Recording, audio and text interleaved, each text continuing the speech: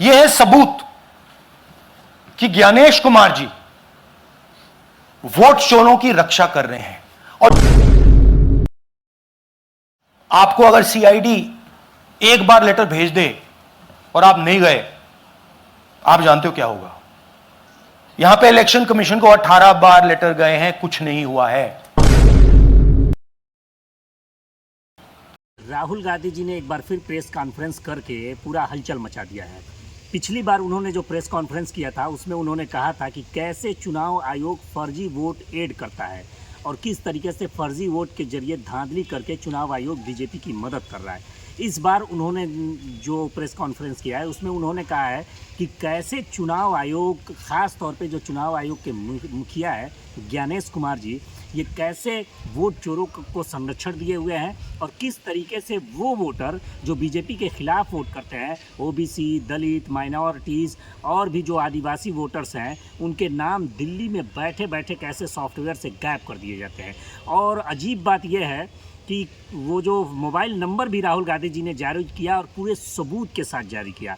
आप इस वीडियो में देखिए उनके पूरे प्रेस कॉन्फ्रेंस की में उन्होंने क्या क्या आरोप लगाए हैं और पूरे तथ्यों के साथ कैसे आरोप लगाए हैं उसको देखिए। और सब पिछली बार मैंने आपको एडिशंस के बारे में बताया था, ये हम आपको डिलीशंस के बारे में दिखा रहे हैं और सबूत के साथ हम आपको दिखाएंगे कि ये जो डिलीशंस हुए हैं ये सेंट्रलाइज तरीके से कॉल सेंटर के प्रयोग करके, सॉफ्टवेयर के प्रयोग करके किए गए हैं।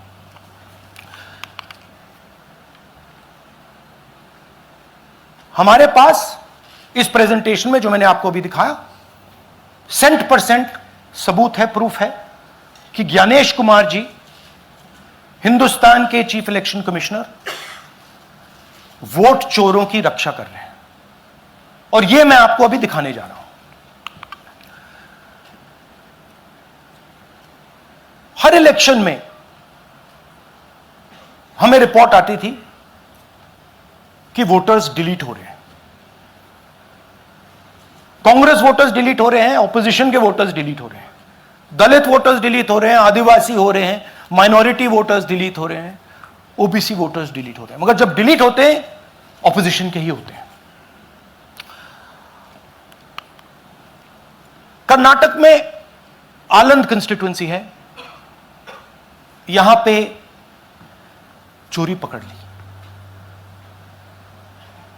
कोइंसिडेंस से पकड़ी। वहां की जो बीएलओ थी उसने देखा कि उसके रिश्तेदार को डिलीट कर दिया गया था। जैसे चोरी पकड़ी जाती है, कोई छोटी सी गलती हो जाती है, हाथ आ जाती है। आलंद में 6018 वोटर्स डिलीट हुए, उसमें से इनकी रिश्तेदार थे। उन्होंने पता लगाया कि मेरे रिश्तेदार को डिलीट किसने किया। पता लगा कि पड़ोसी ने रिश्तेदार को डिलीट किया। बीएलओ ने जाके पड़ोसी से पूछा कि भाई आपने मेरे रिश्तेदार को क्यों डिलीट किया। पड़ोसी ने कहा मैंने तो नहीं किया। बीएलओ सस्पिशियस हो गई, शक पड़ा, उसने प्रोसेस चालू कर दी।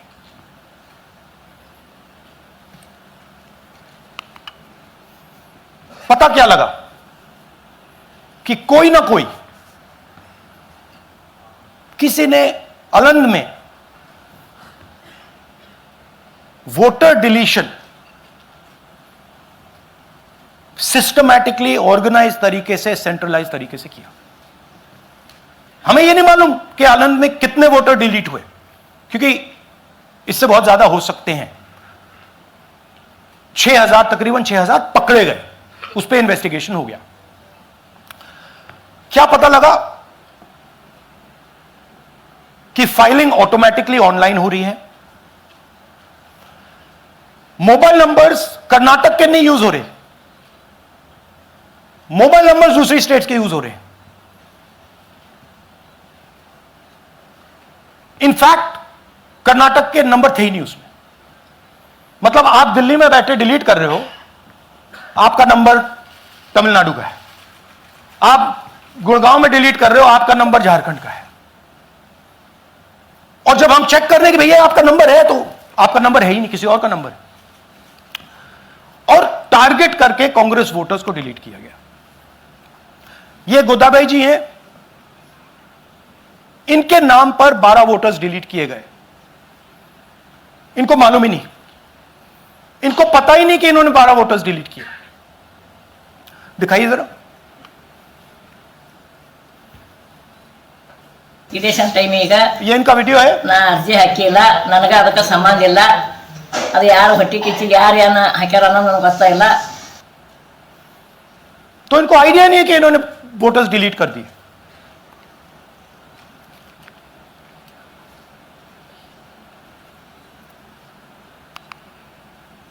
ये सारे के सारे जो नंबर्स हैं, ये कर्नाटक के नंबर्स नहीं हैं, ये अलग अलग स्टेट्स के नंबर्स हैं।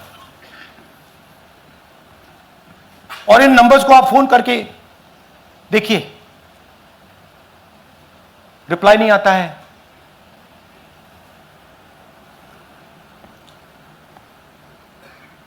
तो सवाल यह है कि किसके नंबर्स हैं, ये किसने ऑपरेट किए, जब इन्होंने ऑपरेट किए ये कहां थे,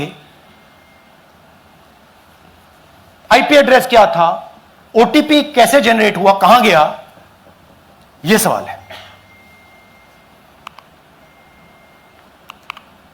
यह दूसरा उदाहरण, सूर्यकांत जी जो अभी स्टेज पे आए थे, इन्होंने 12 वोटर्स को 14 मिनट में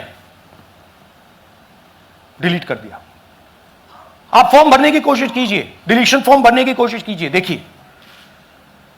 और जब हमने इनसे पूछा कि भैया आपने ये कैसे किया, वो कहते हैं मैंने तो नहीं किया, मैं तो जानता ही नहीं हूं।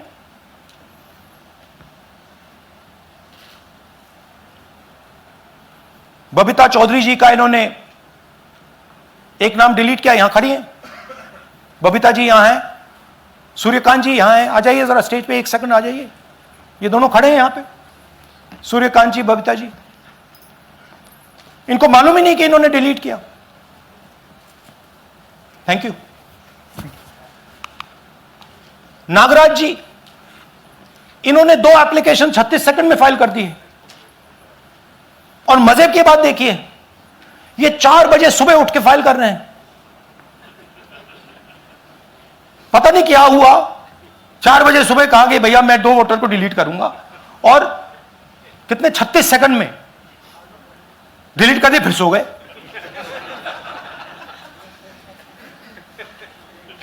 हमारी माइंड में पहले सवाल था कि क्या इलेक्शन कमीशन भी सो रहा है, मगर नहीं, सोया कोई नहीं है, जगे हुए हैं, सिस्टमैटिकली मदद हो रही है। यह देखिए दूसरी बात, जो भी डिलीट कर रहा है वोटर लिस्ट में उसका सीरियल नंबर 1 है। मतलब जो भी वोटर लिस्ट में पहले नंबर पे आता है वही डिलीट कर रहा है। 5वें नंबर वाला, 7वें नंबर वाला, 10वें वाला कोई नहीं कर रहा। तो हो क्या रहा है, सॉफ्टवेयर से यह काम किया जा रहा है।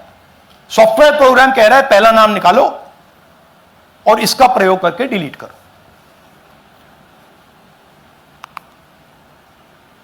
टारगेटेड डिलीशंस हो रहे हैं। कांग्रेस पार्टी पर आनंद में अटैक किया, टॉप 10 बूथ्स जहां सबसे ज्यादा कांग्रेस की स्ट्रेंथ थी वहां टारगेट किया, और 2018 में पिछले इलेक्शन में 10 में से 8 बूथ कांग्रेस पार्टी जीती थी, और इन 8 में से इन्होंने 6000 लोग उड़ाने की कोशिश की। ये कोइंसिडेंस नहीं था, ये प्लान था, और ये सेंट्रलाइज तरीके से किया जा रहा है। अब मैंने बहुत बड़ी बात बोली, चीफ इलेक्शन कमीशन के बारे में मैंने बोला कि यह व्यक्ति वोट चोरों की रक्षा कर रहा है। जो भी मैं यहां बोल रहा हूं 100% प्रूफ के साथ, सबूत के साथ बोल रहा हूं, और मैं अभी आपको दिखाना चाहता हूं कि मैं यह शब्द क्यों बोल रहा हूं और किस बेसिस पे बोल रहा हूं। आपको अपनी आंखों से यह दिखेगा। कर्नाटका सीआईडी ने केस चालू किया कि ये वोटर कौन है, ये फोन किसके हैं, ये आईपी एड्रेस क्या है, ओटीपी कहां गया, इन चीजों के बारे में इन्वेस्टिगेशन शुरू होती है। कर्नाटक सीआईडी ने हिंदुस्तान के इलेक्शन कमीशन को 18 चिट्ठियां लिखी हैं।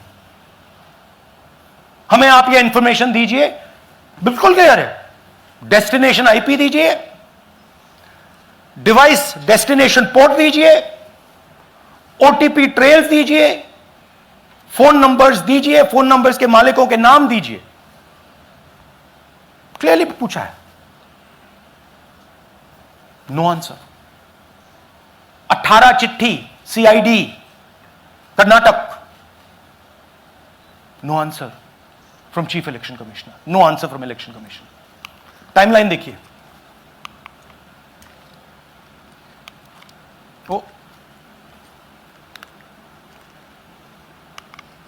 ओके, फरवरी 23 में इन्वेस्टिगेशन शुरू होती है।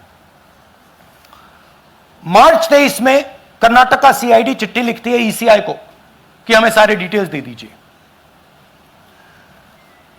अगस्त में इनकंप्लीट डिटेल्स दी जाती हैं, जिससे कोई इन्वेस्टिगेशन आगे नहीं बढ़ेगा। जिन चीजों की जरूरत थी वो नहीं दी, जिसकी जरूरत नहीं थी वो सारी दे दी। पहला सबूत। दूसरा सबूत, 18 बार रिमाइंडर लेटर गए हैं। आपको अगर सीआईडी एक बार लेटर भेज दे और आप नहीं गए, आप जानते हो क्या होगा। यहां पे इलेक्शन कमीशन को 18 बार लेटर गए हैं, कुछ नहीं हुआ है। बाद में क्या होता है, कर्नाटक ईसी इलेक्शन कमीशन को लिखता है, कहता है भैया हमें दे दीजिए, आपको इंफॉर्मेशन देना पड़ेगा। No reply. मार्च 25 में आखिरी लेटर सितंबर में गया है, कुछ ही दिन पहले। No reply from EC. यह है सबूत कि ज्ञानेश कुमार जी वोट चोरों की रक्षा कर रहे हैं, और यह ब्लैक एंड व्हाइट सबूत है, इसमें कोई कंफ्यूजन नहीं है कहीं।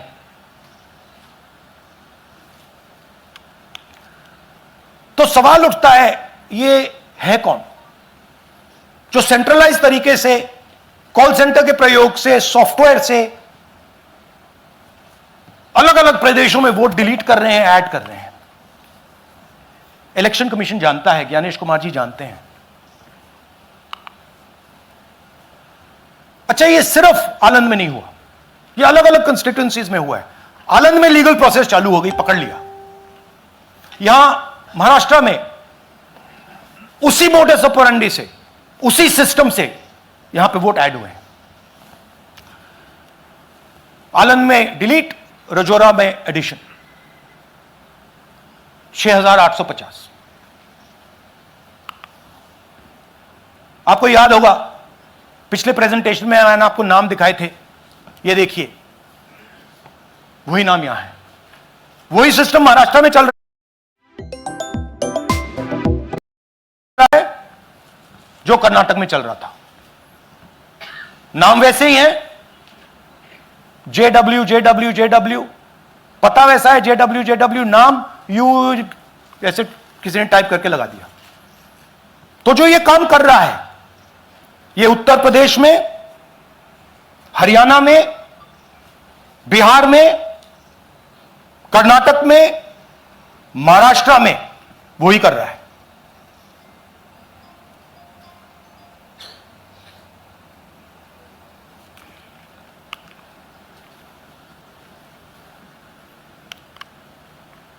तो हमारी डिमांड है, ज्ञानेश कुमार जी, आप अपना काम कीजिए। आपने ओथ लिया है, आप हिंदुस्तान के चीफ इलेक्शन कमिश्नर हैं। आपसे कर्नाटक की सीआईडी सबूत मांग रही है। आप कर्नाटक की सीआईडी को यह सबूत 1 सप्ताह के अंदर दे दीजिए, नहीं तो पूरा हिंदुस्तान के सारे युवा इस बात को एक्सेप्ट करेंगे कि आप हिंदुस्तान के कॉन्स्टिट्यूशन, हिंदुस्तान के संविधान की हत्या में शामिल हो, हिंदुस्तान के संविधान की रक्षा नहीं कर रहे हो और वोट चोरों की आप मदद कर रहे हो। Thank you. और थोड़ी देर में हम आपको हाइड्रोजन बॉम्ब दिखाने जा रहे हैं। नहीं आज नहीं, थोड़ी देर में उसकी प्रिपरेशन चल रही है, क्योंकि हम देखिए, मैंने टीम से कहा है कि अगर मैं स्टेज पे जा रहा हूं, ब्लैक एंड व्हाइट प्रूफ नहीं होगा, मैं नहीं जाऊंगा। अगर ब्लैक एंड व्हाइट प्रूफ होगा, जो कोई मतलब उसको निगेट नहीं कर सकता, मैं जाऊंगा। मैं देश के कॉन्स्टिट्यूशन की रक्षा कर रहा हूं, संविधान की रक्षा कर रहा हूं, मैं लोकतंत्र की रक्षा कर रहा हूं, और मैं सच्चाई आपके सामने रख रहा हूं। सबसे बड़ी बात कि जिस हाइड्रोजन बम की बात हो रही थी, वो हाइड्रोजन बम आना अभी बाकी है।